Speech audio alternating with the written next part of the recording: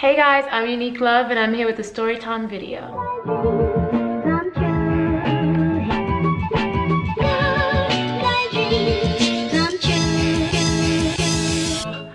Welcome back to my channel. This is going to be a story time, and before I get started, I want to say if you haven't subscribed to my channel, please do so. And I'm going to make a video every day until New Year's, whether it's a video that I actually sit down and edit, or vlog, or fashion video, or simply a live video where I want to hang out with you guys during my lunch break or during the weekend for about 15 to 20 minutes. Still, I'm going to post every day until New Year's. I'm going to go ahead and jump right into the video. Okay, so this story time actually happened to me like 4 years ago, and it is when I turned 23.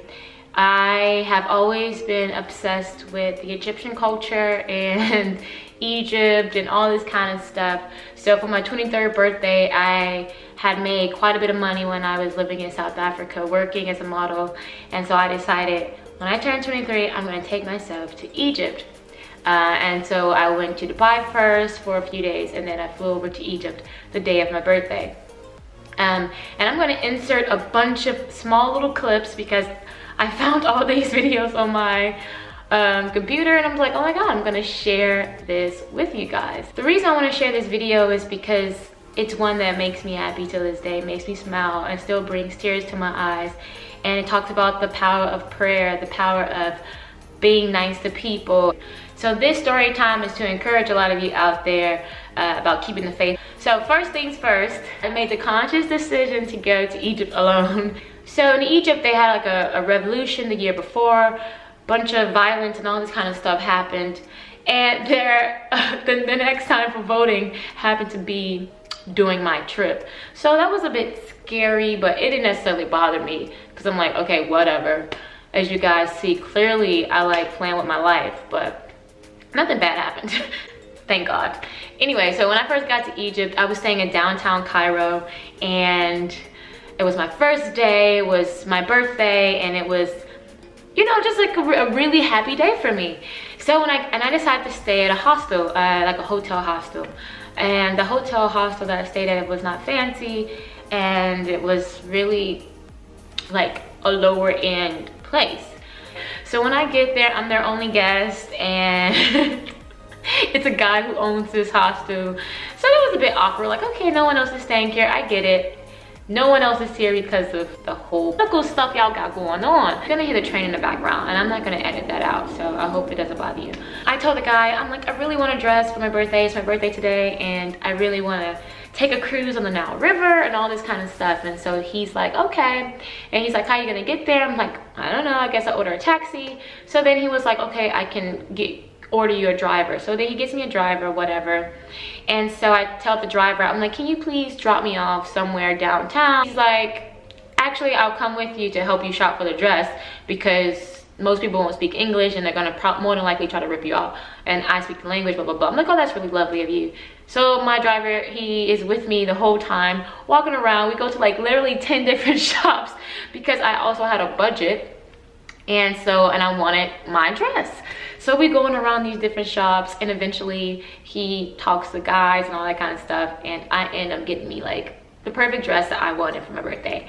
And then he takes me to the cruise, and he drops me off. So I get on the boat, and I'm just sitting there all by my lonesome. And honestly, I don't even want to tear up thinking about it. So two magical things happened on this cruise. So I'm on a top deck, and I'm just sitting by myself having like an orange juice or whatever, and just looking over it. It hadn't taken off yet, and randomly this woman, she comes and sit next to me. So she's Muslim, so most people in the background religiously are either Christian or Muslim. So this woman, religious background, she was Muslim, and she sat down next to me and she says, hey, are you by yourself, and blah blah blah. And I'm like, yeah, you know, and I'm like, are you by yourself? And she's like, yeah. And she's like, it's my first time by myself. And she says, can I ask you a question? And I said, sure. And she asked me, how does it feel to be free? And I was so confused by this question because I'm like, huh? Like, free what? She's like, how does it feel? Like, to be here by yourself? You're not from here, and you just up and came. And I'm like, yeah, because I wanted to. And I was like, I never thought about it. I grew up where it's my right to go and do whatever I want, and I'm allowed to do it. And she's like, well, I'm not. And she explained to me that the next day she was about to get married to a man she had never really met. She was supposed to meet him for the first time that day, and she decided that she was going to leave so she can have one day, at least one day, where she was by herself and did something by herself and on her own with no one else around. She had to do what her parents said, and she had to go where her parents went. And once she got married, she was going to be on the rules and authorization of her husband, and she had to do what he said, go where he went. And she just wanted one day of freedom. I couldn't have possibly known what she went through. I mean, come on, growing up in America, when I was 16 and my dad told me I couldn't do something, I was like, bro, like you're really playing games with me, Dad. Think of, I want my liberty, I want my freedom. But for this woman who was at the time 28 and had never done anything by herself, and for her to say that I had so much freedom that she wished she had, and I was like, oh yeah, I guess you're right. That taught me a bunch of lessons about things that I was grateful for and happy for. So anyway, this woman, she decides to get off the boat now, the cruise, because now we're about to dock off, and she didn't pay for the actual cruise part. So then she got off the cruise, and now it's time to go inside because it's dinner. So I go inside the dinner hall, and I'm at a table by myself, and I see all these families sitting together laughing, a bunch of people from India, all over the world, just sitting at this dinner banquet hall on this cruise ship, and they're just like all together laughing, having a great time. And then I get super depressed. I get super like emotional. I go off to the bathroom and I'm crying my head off. I'm literally crying my head off. I'm like, God, why did I decide to be alone in Egypt on my birthday? Why did I do that? I'm like so low. I'm like not joking with y'all. I'm like in the bathroom crying like, God, why did I do this? I'm really sad, I'm really lonely. Seeing all these people made me regret my decision of coming here. I could have just, you know, done something else. Why did I do that? I'm feeling really bad, and all this kind of stuff. And I was like, you know, because not everyone can travel, and not everyone can afford to travel. And when I want to do something, I don't want to be like, oh, I can't do it because I don't have anyone to go with. But I felt that loneliness really hard there. And so I was like, whatever, you made the decision, you're here now. And so I go back to my table. Some performer gets up, he's singing, blah, blah, blah, blah, blah. And then he starts singing Happy Birthday. So as he's singing Happy Birthday, I'm looking around. Oh my God, who birthday is it? It's my birthday too. You know, maybe I can go make a friend, you know, pull up and be like, hey, birthday twin, you know, if they're willing to talk to me, pull up and be like, you want to share your birthday with me? You know, I'm all like excited to see who birthday it is. Like, wow, it's my birthday too. Nobody knows, but okay, happy birthday, Unique. And then he's singing Happy Birthday, and then he says, Happy Birthday, Unique. And then I'm like, what? And then my driver comes out from the kitchen and with another people, and they had like a cake for me. And then I was like, oh, I started crying, y'all. I'm gonna show y'all the video. And happy birthday for Unique. Happy birthday. Happy birthday to you. Happy birthday to you. So then I started crying, like, oh my God, you know, oh my God, wait, what's going on? What's going on? Like, I'm freaking out. I'm freaking out, right? Because here it is, I have this whole cake, and now everyone in the banquet hall is clapping for me, and he starts singing Happy Birthday.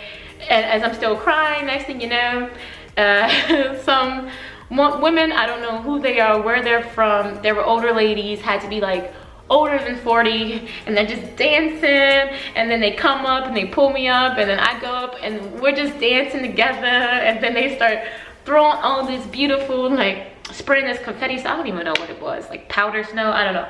They're spraying all this stuff, doing all these really cool dances, or Indian dances, I don't know.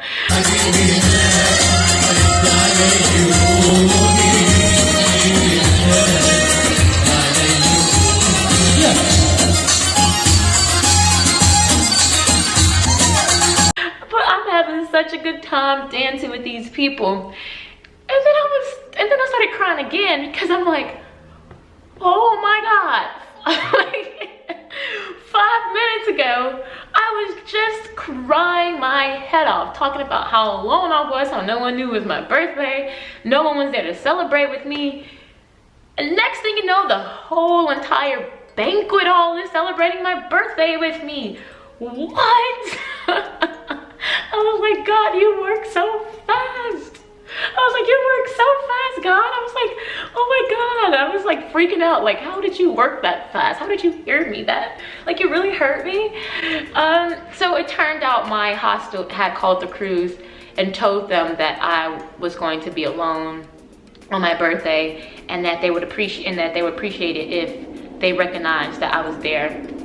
And they bought the cake, and my driver stayed on there to keep the cake to give it to me, and I didn't even know he was there.